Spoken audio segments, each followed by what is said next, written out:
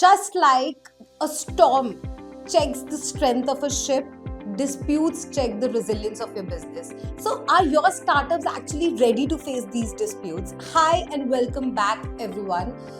If you have already understood the types of contracts that a startup needs, which I talked about in my previous video, if you haven't watched, I'll be linking it here. Please go and watch that first because this becomes more relevant thereafter. I will be today talking about the types of disputes that any startup can face in the initial cycle of the business.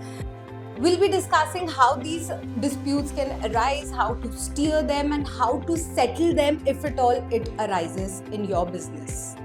So, in the first segment of this video, I will be talking about the types of disputes, which are basically 5, that as a business entrepreneur you could come across, or at least you should have a knowledge of. The first and the foremost has to be the intellectual property dispute. Now, what is an intellectual property dispute? It's basically a dispute like a patent infringement, a copyright claim, or a trademark dispute. These are the kinds which are known as the intellectual property disputes. Well, when do they arise? Now, for example, you do an innovation without a thorough patent search. There comes an intellectual property dispute. Another example could be when you do over marketing without actually checking for a registered trademark brand registered in that name. Then again, you could face an intellectual property dispute. For example, recently a client came to us who are into hair accessory, and they had a very well-known branding and marketing for that accessories and products. I do not want to actually disclose the name, but when they went to UK market and UAE market to register that brand name was already registered, and they also faced a trademark infringement suit. So these are the situations in which you can come across an intellectual property dispute. The second type of dispute are the contractual dispute. Now, these are common in scenarios like the vendor agreement breaches, or non-compliance of the service level agreements, or disagreement on the terms of the founder agreements. The third type that is very relevant and very oftenly occurring are the employment disputes. Now, these can include breach of non-solicitation clause, or breach of non-compete clause, discrimination at the workplace, other situations that can lead up to such kind of disputes. Now, the fourth one actually occurs only in limited liability partnership or the partnership, where there's a partnership dispute. Now, these happen when the roles, responsibilities, or the profit sharing are not clearly defined in the partnership agreement, or the partners do not agree to the direction of the business, is where the partnership disputes arise. The fifth one is actually very important one, which are the compliance disputes, because these are the actions that are taken by the regulatory authorities for non-compliance of various regulations that you have to do as a business running in that industry or that sector. Now, I will be talking about the pre-dispute strategies that you can adopt within the organization to actually stop these disputes from even arising.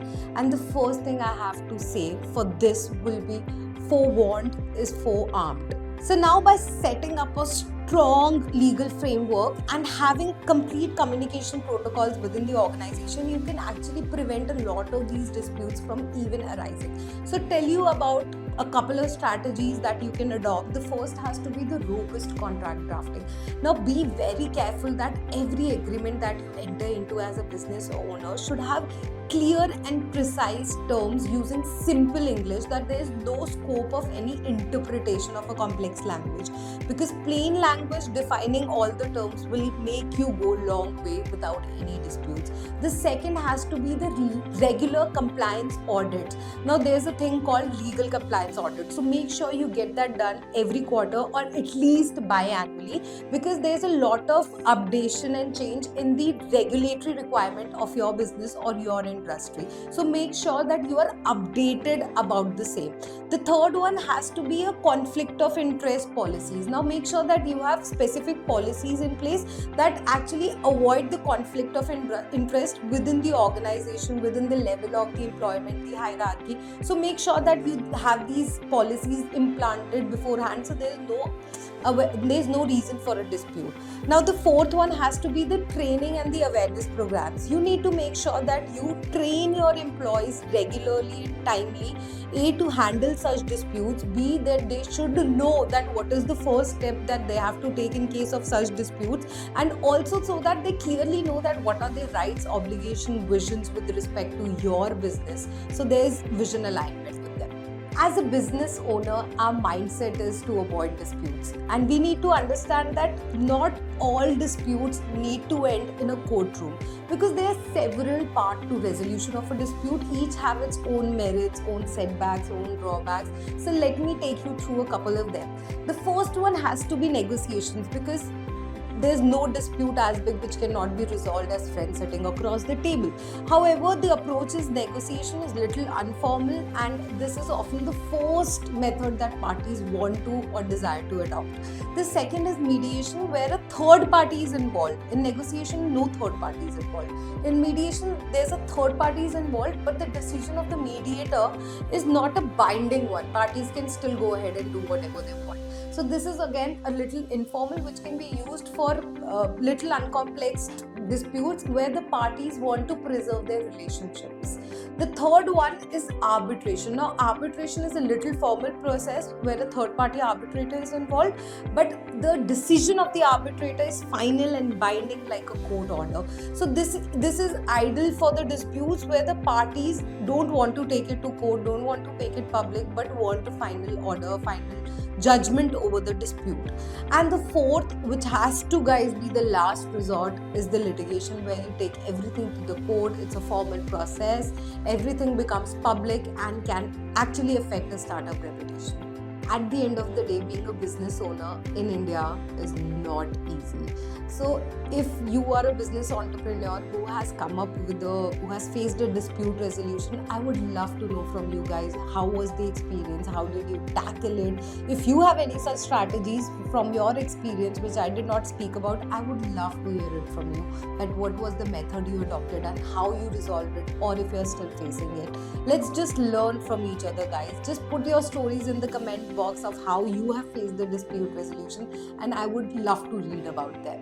So in today's video, we have covered a landscape of disputes that you as a business owner should know. We have also covered the pre-dispute strategies and the post-dispute resolution. But one thing that I want to make very clear, that the idea is not that you should know about how to resolve a dispute or how to tackle a dispute. The idea is that you should know about the policies, the strategies, the framework, and should put them in place to reduce the occurrence of this dispute and to avoid disputes altogether. I hope you found this video little knowledgeable. I hope you have understood the crux of the video, and subscribe to my channel if you like the content and share it with someone who might need it.